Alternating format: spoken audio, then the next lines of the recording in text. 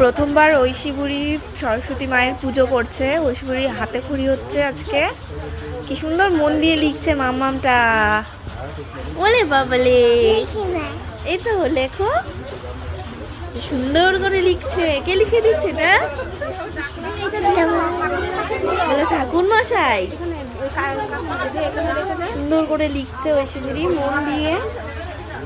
আমার পড়াশোনা করতে হবে কিন্তু এবার থেকে ভালো করে, ঠিক আছে? পড়বা তো, লিখবা তো, মন দিয়ে পড়তে হবে কিন্তু এবার থেকে, ঠিক আছে? বলো আগে, বলো পড়বে তো?